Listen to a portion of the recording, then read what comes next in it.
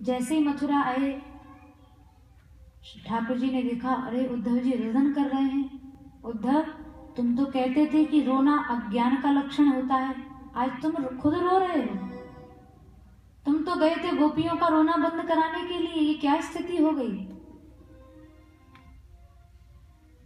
उद्धव जी महाराज ने एक ही बात कही, सूरदास जी का पद है, मैं ब्रजवासिन की बलिहारी।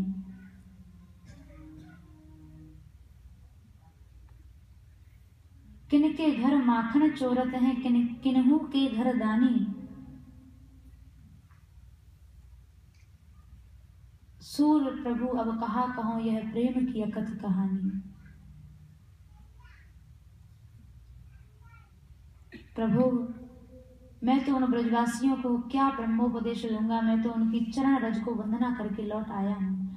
प्रेम का क्या स्वरूप है, ये तो मुझे ब्रजवासियों के अंदर ही देखने को मिला। प्रभु मुस्कुरा गए, बोले चलो ठीक है उद्धव, हम जो चाहते थे वह पूर्ण हुआ।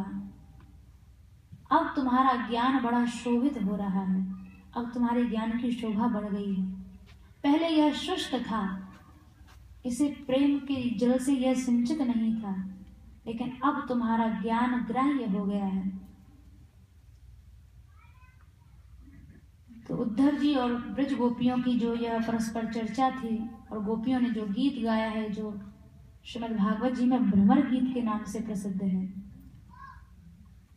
कि गोपियों के पंच प्रेम गीत थे, जिनको संक्षेप में हम लोगों ने सुना, जो कि गोपी भाव, गोपी प्रेम, कृष्ण चरण कमलों में दृढ़ानुराग प्रदान करने वाले हैं। प्रथम था वेणु गीत, जो हम लोगों ने सुना दशम स्कंद के 21वें अध्याय में। दूसरा था प्रणय गीत दशम स्कंद के 29वें अध्याय में।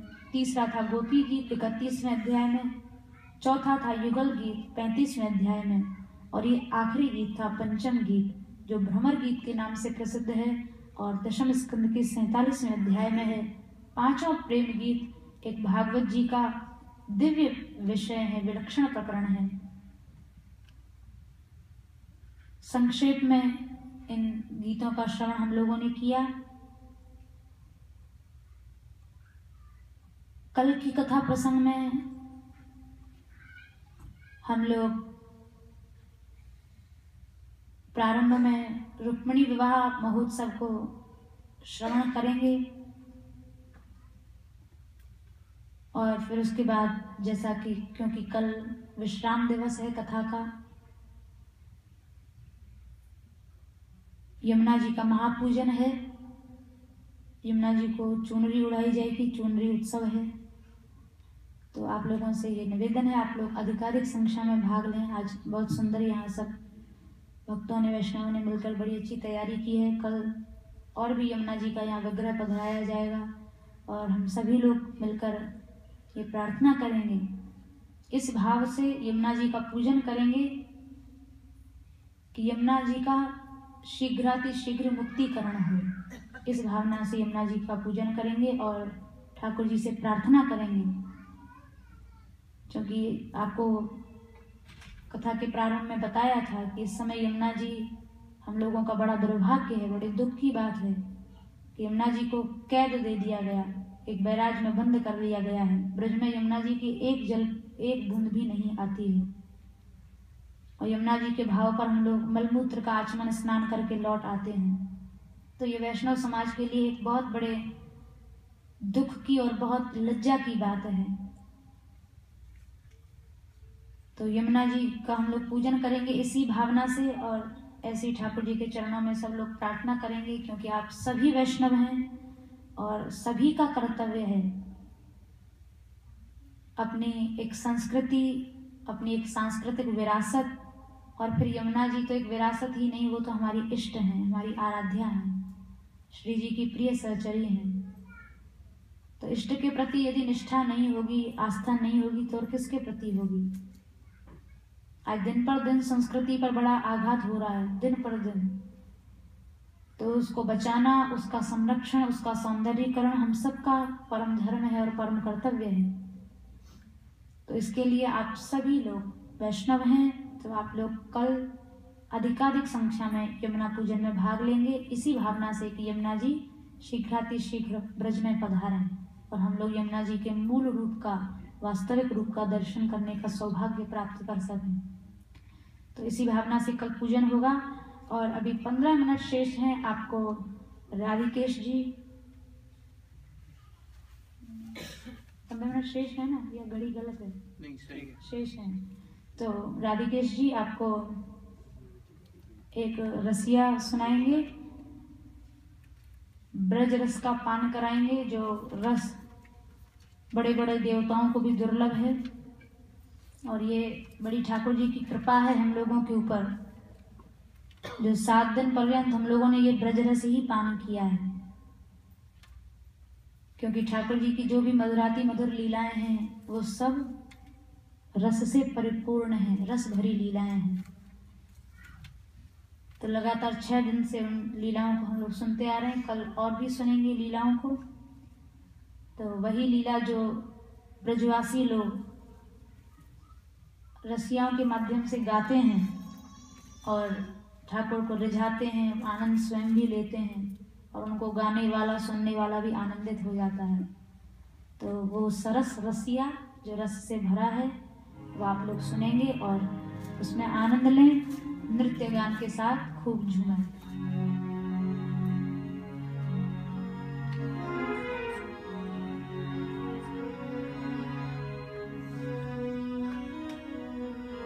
हाँ, कल भी कथा का समय 4 बजे से 7 बजे तक का यही समय रहेगा। और इसके अलावा कल कथा का शुभारंभ हो रहा है शनिवेल मंदिर में। तो आप लोग वहां भी सादर आमंत्रित हैं। जो लोग और भी कृष्ण रस, ये भगवद रस के जो पिपासु हैं, जो लेना चाहेंगे, वो सभी भक्त वहां भी पधारें। और वहां सुबह 11 बजे से 1:30 बजे तक, 1 बजे तक है। और संध्या को यहाँ 4 से 7 और फिर वहाँ पूरा साप्ताहिक सत्र चलेगा, पूरे 7 दिन तक कथा होगी। तो आप लोग, पहले दिन सुबह है, कल सुबह है, फिर उसके बाद संध्या को ही कथा होगी 6 बजे से 6:30 से। तो आप सब लोग वहाँ पधारें और वहाँ भी आकर कृष्ण कथा का रसपान करें।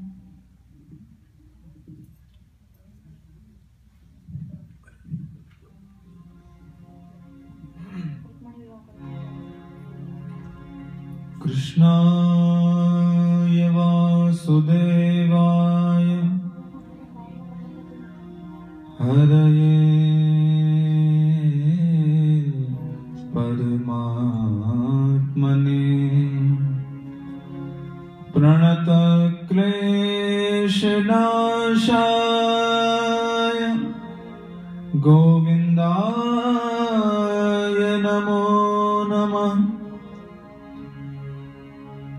तप्त कांचन गौरांगी श्री राधे वृंदावनेश्वरी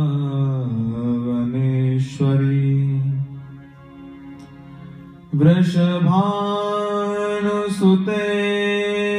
देवी प्रणमामि हरिप्रिये।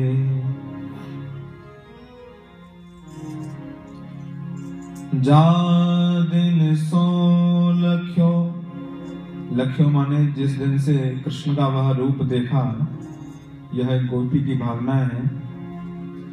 जा दिन सो लख्यो छैल हरि को,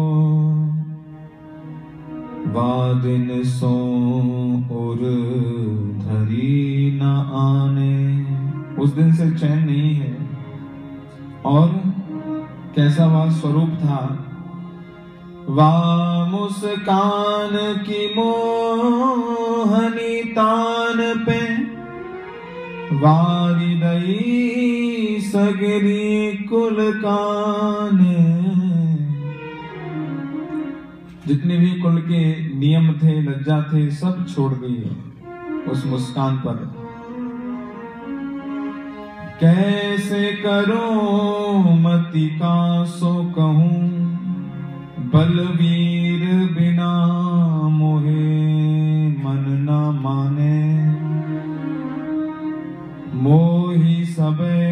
के सांवरो सूझत, सांवरे की गति सांवरो जाने। सांवरिया से लगन लग गई, अब वो ही जाने क्या होगा।